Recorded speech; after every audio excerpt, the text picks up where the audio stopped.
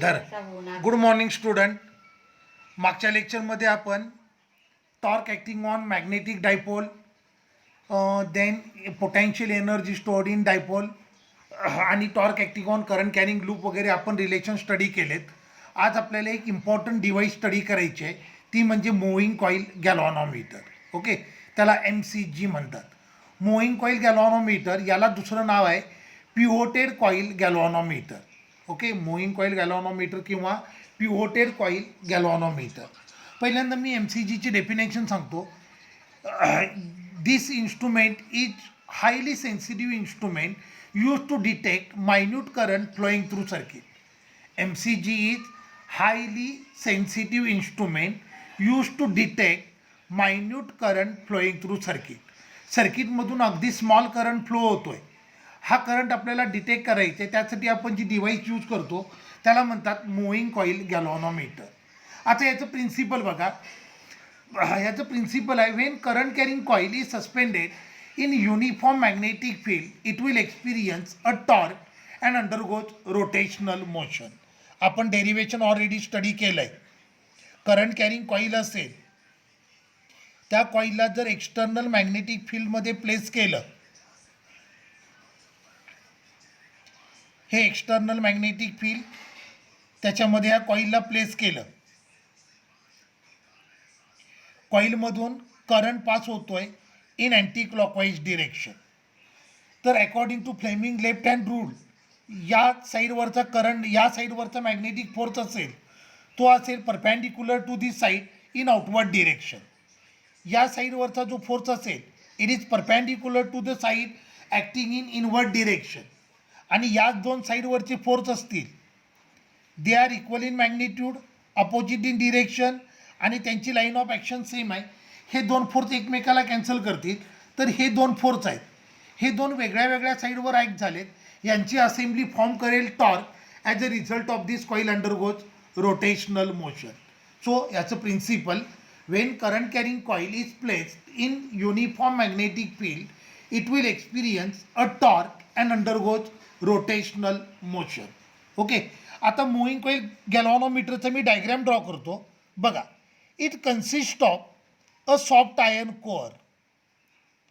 It consist of soft iron core on which there are large number of turns of conducting wire.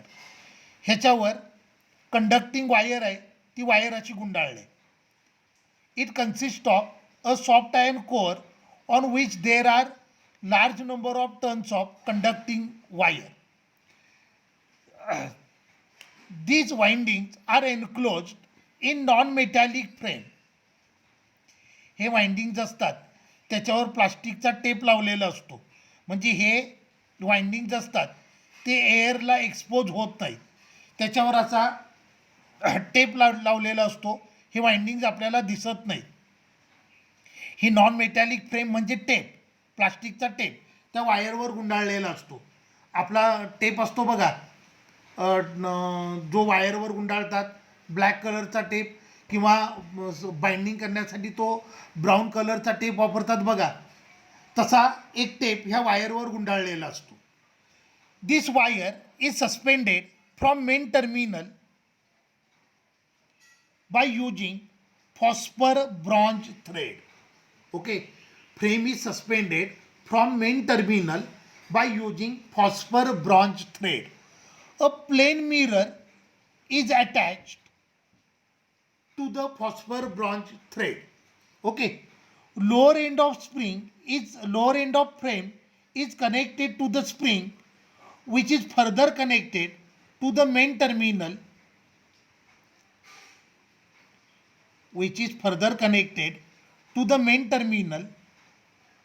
via two sub terminals.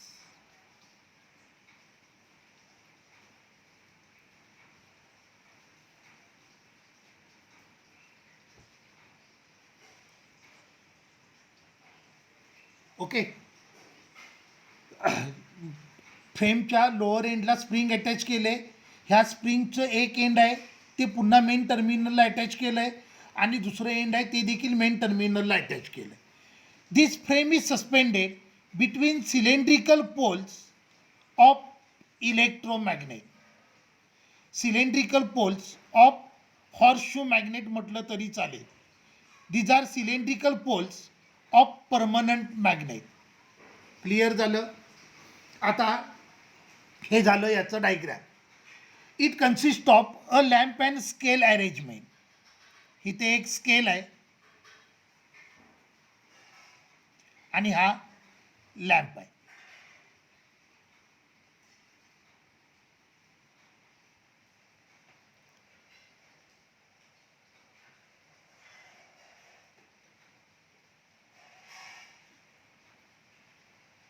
हे scale आहे आणि त्या स्केलच्या वर एक lamp आहे, laser lamp असतो. आता ॲक्च्युअल कन्स्ट्रक्शन कसं आहे बघा. तर हे सॉफ्ट आयर्न कोअर, त्याच्यावर large number of tons of conducting wire. हे इन्स्ट्रुमेंट आम्ही BScला असताना आम्हाला एक्सपेरिमेंट होता. हे इन्स्ट्रुमेंट तुम्हाला बघायला मिळणार नाही, तुम्हाला ते इमॅजिन करावं लागणार आहे. तर हे सॉफ्ट आयर्न कोअर आहे. त्या कोअरवर कंडक्टिंग वायरचे वाइंडिंग केलेत. ओके, हे वाइंडिंग एनक्लोज केलेत by using non metallic frame. ह्या कॉईलला, ह्या फ्रेमला सस्पेंड केलं from main terminal by using phosphor bronze thread. Okay, एक प्लेन मिरर आहे, तो फॉस्फर ब्रॉन्झ थ्रेडवर पेस्ट केला आहे.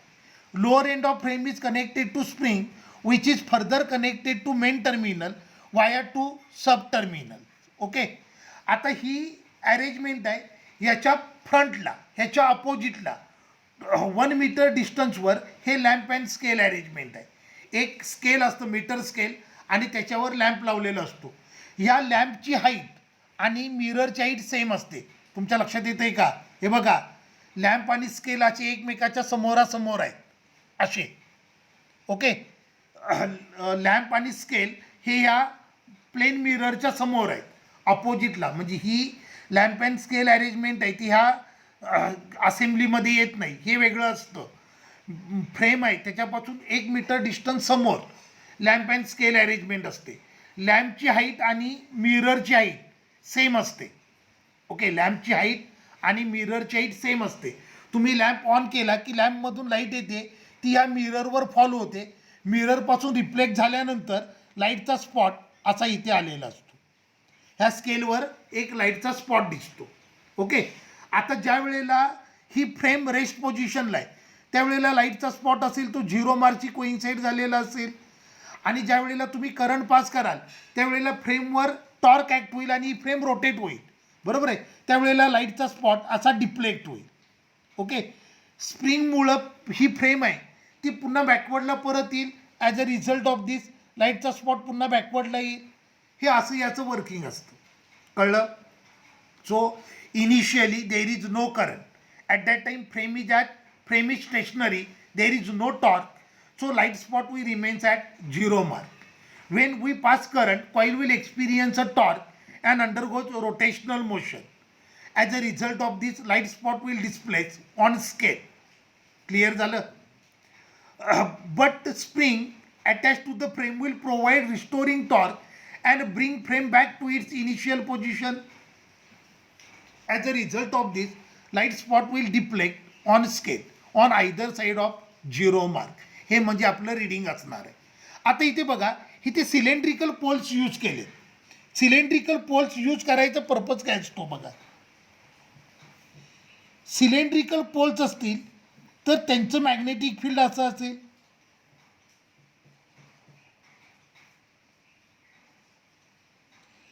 सिलेंड्रिकल पोल्स असतात, they produce radial magnetic field.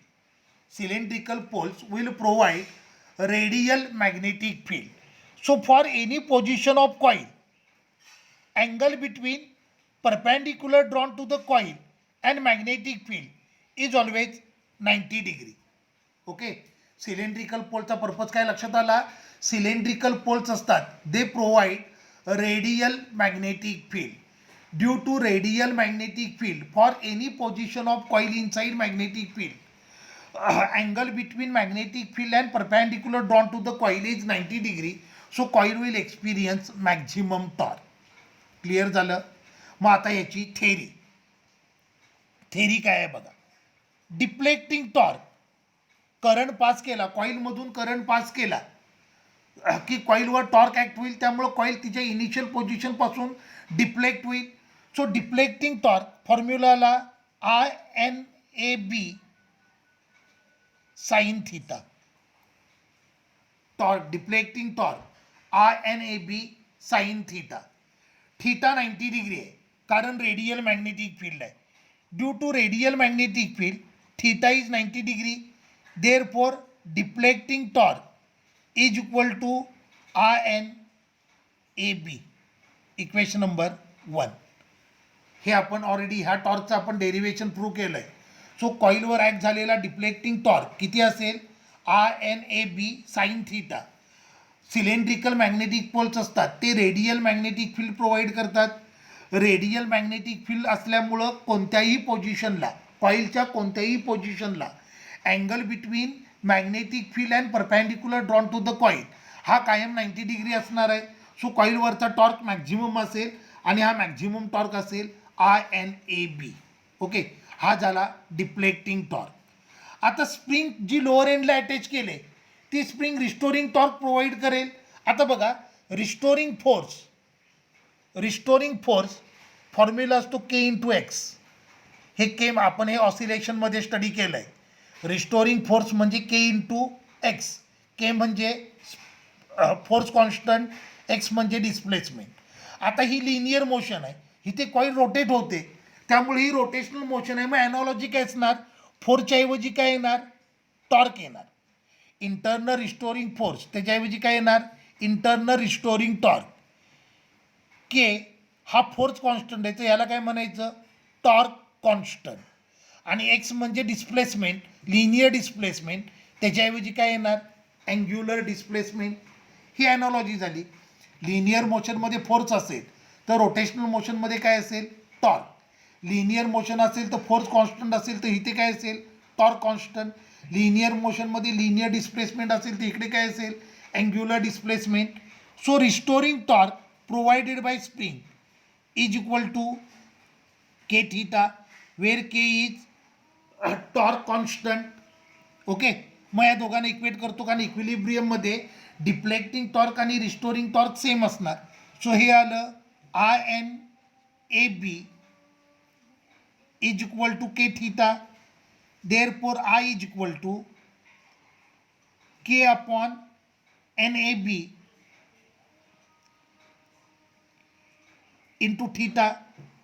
Therefore I is equal to G into theta, where G is galvanometer constant, where G is equal to K upon NAB. याला म्हणतात गॅल्व्हॅनोमीटर constant. तर हे relation आलं for moving coil galvanometer. मग ह्याच्यावरनं prove झालं I is directly proportional to theta. Current is directly proportional to deflection and both are changing in linear proportion. So current आणि deflection ह्यांचा ग्राफ ड्रॉ केला तर हा ग्राफ असा येईल. ओके, आता ह्या डिव्हाइसचं सगळ्यात इम्पॉर्टंट पर्पज काय बघा. आपलं रिलेशन काय आलं? I is directly proportional to theta आलं. Current is directly proportional to deflection and both are changing in linear proportion. Current आणि डिफ्लेक्शन लिनियरली चेंज होत आहेत. त्यामुळं डिफ्लेक्शन हा जरी अँगल असला टिल देन आपण त्याला मेजर करतोय ऑन लिनियर स्केल. म्हणजे मी काय म्हणतो लक्षात आलं का? डिफ्लेक्शन हा अँगल आहे, ॲक्च्युली त्याला आपण डिग्रीमध्ये मेजर करायला पाहिजे.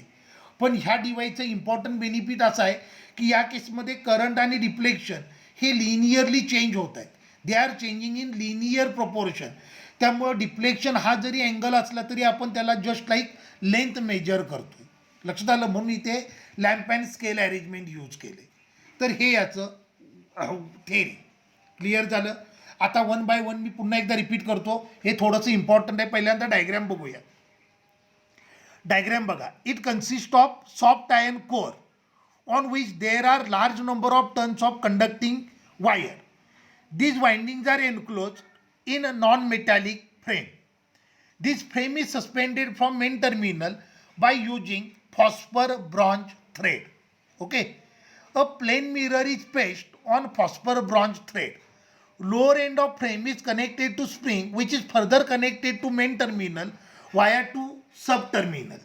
This frame is suspended between cylindrical poles of electromagnet or cylindrical poles of horseshoe magnet. It is provided with lamp and scale arrangement.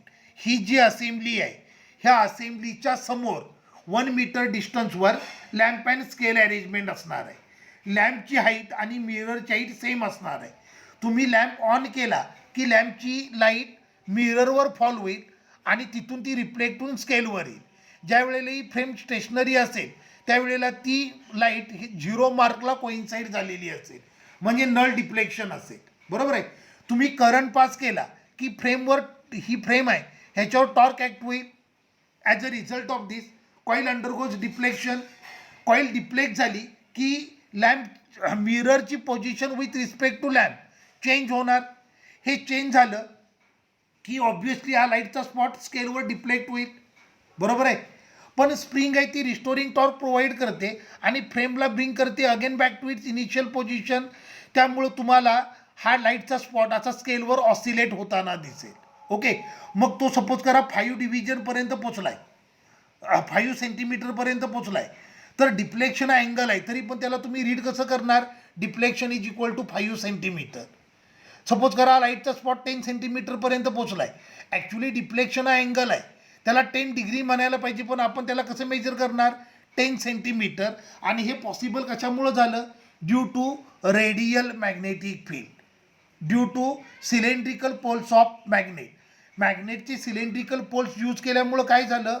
कॉईलची कोणतीही पोझिशन असेल त्या पोझिशनला मॅग्नेटिक फील्ड आणि एरिया वेक्टर ह्यांच्यातला अँगल 90 डिग्री राहील. As a result of this coil will experience maximum torque. आणि radial magnetic फील्डमुळंच आपलं रिलेशन काय येतं. I is directly proportional to theta, current is directly proportional to deflection and both are changing in linear proportion. त्यामुळं deflection हा जरी angle असला, theta हा जरी अँगल असला, त्याला तुम्ही मेजर करता just like length, just like linear quantity. म्हणजे MCGमध्ये रिडिंग घेत असाल तर MCGमध्ये रिडिंग घेताना अँगल सपोज करा तिथे डिफ्लेक्शन 10 आलं तर त्याला 10 डिग्री न म्हणता 10 सेंटीमीटर किंवा 10 मिलीमीटर वगैरे असं म्हणायचं असतं. हे जे स्केल आहे त्या स्केलवर मिलीमीटरच्या डिव्हिजन असतील तर तुमचा अँगल तुम्ही मिलीमीटरमध्ये मेजर कराल. सेंटीमीटरच्या डिव्हिजन असतील तर तुमचा अँगल तुम्ही सेंटीमीटरमध्ये मेजर कराल. इन जनरल त्याला डिव्हिजनमध्ये मेजर करायचं असतो. म्हणजे 10 डिव्हिजन, 20 डिव्हिजन, 30 डिव्हिजन असं म्हणायचं असतं. क्लिअर झालं. मग आता 1 बाय 1 पहिल्यांदा मी ह्याच्यामध्ये वापरले ते इन्स्ट्रुमेंटचे किंवा त्याचे कंपोनंट आहेत त्यांची पर्पज सांगतो. आता पहिला पर्पज पहिलं मटेरियल आहे ते soft iron core. Okay. Magnetic मटेरियलच्या 3 टाईप असतात. पॅरामॅग्नेटिक मटेरियल, डायमॅग्नेटिक मटेरियल आणि फेरोमॅग्नेटिक मटेरियल. यातले फेरोमॅग्नेटिक मटेरियल असतात ते हायर लेवलचे मॅग्नेट असतात. ओके. तर soft iron is ferromagnetic material. हे मटेरियल मॅग्नेटिक मटेरियल आपल्याला याच टॉपिकमध्ये स्टडी करायचं आहे. आता फक्त लक्षात ठेवा soft iron is ferromagnetic material which concentrate all the dipole moment at center. Soft iron हे फेरोमॅग्नेटिक मटेरियल आहे. So it will concentrate all the dipole moment at centre. As a result of this at centre of frame, at centre of soft iron core intensity of magnetism is large which increases sensitivity of instrument. लक्षात आलं. Soft iron कोअरचा purpose लक्षात आला. It is ferromagnetic material which concentrate all the dipole moment at centre. At centre intensity of magnetism will be maximum which increases sensitivity of instrument. Okay. आता हे इथं tape गुंडाळलं आहे वायरवर, tape आपण गुंडाळलेला आहे. Non metallic frame, non metallic फ्रेमचा purpose असतो it will avoid leakage of flux. जर हे वाइंडिंग्स एअरला ओपन राहिल्या तर काही फ्लक्स असतं ते सराउंडिंगला लीक होतं. तसं झालं तर सेंटरचं मॅग्नेटिझम कमी होईल आणि इन्स्ट्रुमेंटची सेन्सिटिव्हिटी कमी होईल. सो हे अवॉइड करण्यासाठी या फ्रेम्स आहेत ह्यांना नॉन मेटॅलिक फ्रेममध्ये एनक्लोज करतात. Non metallic frame will avoid leakage of flux. Okay. Phosphor bronze thread याचा पर्पज काय आहे, तर फॉस्फर ब्रॉन्झ थ्रेड असेल, इट विल प्रोव्हाइड, पहिलं म्हणजे कंडक्टिंग पाथ फॉर करंट, आणि सेकंड असेल it provide conducting path for current, दुसरं it is highly elastic material, हे आयडियल इलॅस्टिक मटेरियल आहे. Phosphor bronze it is close approach to elastic, ideal elastic body. So phosphor bronze is highly elastic material. So ज्या वेळेला current small असेल, in that case coil will experience small torque. Till then, due to phosphor bronze thread, deflection produced in coil is comparatively large, which increases accuracy and sensitivity of instrument. लक्षात आलं? Phosphor ब्रॉन्झचा purpose लक्षात आला. Phosphor bronze हे highly elastic material आहे, त्यामुळं ज्या केसमध्ये current small असेल त्या केसमध्ये कॉईलवरचा टॉर्क देखील स्मॉल असेल, म्हणजे डिफ्लेक्शन पण स्मॉल असायला पाहिजे. पण फॉस्फर ब्रॉन्झ हे हायली इलॅस्टिक असल्यामुळं त्या केसमध्ये टॉर्क जरी स्मॉल असला, टिल देन फ्रेमचं डिफ्लेक्शन कंपॅरेटिव्हली लार्ज असेल, which increases sensitivity of instrument. लक्षात आलं? सिलेंड्रिकल पोल्स ह्यांचा पर्पज असेल, they provide radial magnetic field.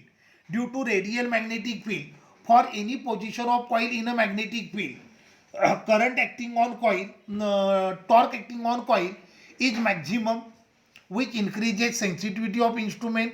आणि दुसरं सगळ्यात important, due to radial magnetic field, current and deflection are changing in linear proportion. So even though deflection is angle, we can measure it on linear scale. Clear झालं? तर moving coil galvanometer MCG यासाठी याचं working principle असतं, I is directly proportional to theta. तसंच अजून दुसरा एक असतो टँजेंट गॅल्व्हनोमीटर. टँजेंट गॅल्व्हनोमीटर असतो, त्याचं वर्किंग प्रिन्सिपल असतं, I is directly proportional to tan theta. Okay, हे आपल्याला नीट जेईसाठी लागणार आहे. टँजेंट गॅल्व्हनोमीटर आपल्या सिलेबसला नाही आहे, इवन तो NCERT सिलेबसमध्ये पण नाही आहे, तरी पण त्याचं वर्किंग प्रिन्सिपल लक्षात राहू द्या. टँजेंट गॅल्व्हनोमीटरचं वर्किंग प्रिन्सिपल काय असतं, I is directly proportional to tan theta. Ballistic galvanometer BG, charge is directly proportional to theta. Charge flowing is directly proportional to deflection. Clear झालं? ओके, मग आता पुढचा पॉईंट आपल्याला स्टडी करायचा तो म्हणजे sensitivity of galvanometer. MCG is said to be sensitive if it produces comparatively large deflection for small current flowing through it. Okay, MCG is said to be sensitive when it produces comparatively large deflection for small current flowing through it. Okay, MCG मधला current small आहे, पण त्या small करंटसाठी त्यानं produce केलेलं deflection comparatively large आहे, तर त्या केसमध्ये त्याला आपण म्हणतो sensitive MCG. Okay, MCG is said to be sensitive if it produce comparatively large deflection for small current flowing through it. आता ह्याच्या सेन्सिटिव्हिटी दोन टाईपच्या असतात, current sensitivity and voltage sensitivity. Current sensitivity is nothing but deflection produce per unit current flowing. Sensitivity, current sensitivity is deflection produce per unit current flowing. So current sensitivity फॉर्म्युलाला theta upon I, आणि याचं unit आलं division पर ampere. Okay, आता मगाशी बघा आपला formula इथे, I is equal to K theta upon NAB, बरोबर आहे. मग इथे व्हॅल्यू पुट करतो.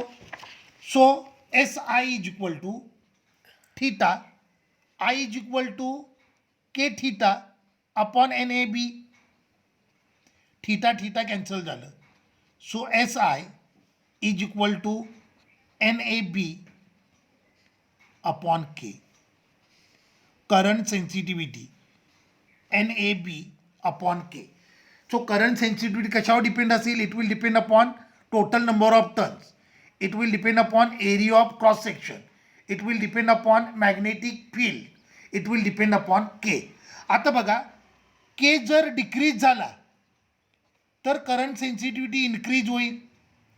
K जर डिक्रीज झाला, K म्हणजे टॉर्क कॉन्स्टंट, बरोबर आहे. के जर डिक्रीज झाला तर सेन्सिटिव्हिटी इन्क्रीज होईल.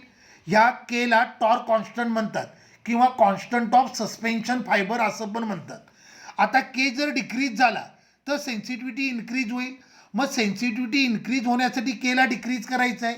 मग केला डिक्रीज करण्यासाठी instead of using phosphor bronze thread phosphor bronze strip use करतात. फॉस्फर ब्रॉन्झ स्ट्रीप यूज केली, फॉस्फर ब्रॉन्झ स्ट्रीप यूज केली थ्रेडच्या ऐवजी. इन्स्टेड ऑफ युजिंग थ्रेड तुम्ही फॉस्फर ब्रॉन्झ स्ट्रीप यूज करताय तर के डिक्रीज होतो आणि सेन्सिटिव्हिटी इन्क्रीज होते. लक्षात आलं. तर करंट सेन्सिटिव्हिटी फॉर्म्युलाला NAB/K. आता सगळ्यात इम्पॉर्टंट या फॉर्म्युल्यात आय आलेलं नाही आहे. So current sensitivity is independent of current flowing through galvanometer. लक्षात आलं. Current sensitivity is independent of current flowing through MCG. आता दुसरी सेन्सिटिव्हिटी असते त्याला म्हणतात voltage sensitivity. Voltage sensitivity is nothing but deflection produce per unit voltage. Deflection produce per unit voltage. So याचं unit आलं division per volt. मग theta V is equal to IR. मग हे आलं थीटा. आयचा फॉर्म्युला असतो K theta upon NAB into R. Theta theta cancel झालं. So voltage sensitivity आली NAB upon KR. Voltage sensitivity. आता बघा SV is equal to NAB upon K into 1/R. SV is equal to NAB upon K म्हणजे current sensitivity SI upon R. मग ह्याच्यावर एक important formula आला R is equal to SI upon SV. Resistance of MCG it is nothing but current sensitivity divided by voltage sensitivity. हे फॉर्म्युले आपल्या सिलेबसमध्ये नाही आहेत पण आपल्याला JEEसाठी किंवा नीटसाठी हे लागणार आहेत म्हणून मी हा पॉईंट कव्हर केला. तर हा तितकासा इम्पॉर्टंट पॉईंट नाही आहे. फक्त MCGचे जे कंपोनंट आहेत म्हणजे phosphor bronze thread, cylindrical magnet, soft iron core यांच्यावर मात्र बऱ्याच वेळेला JEE नीटला क्वेश्चन विचारले. लक्षात आलं.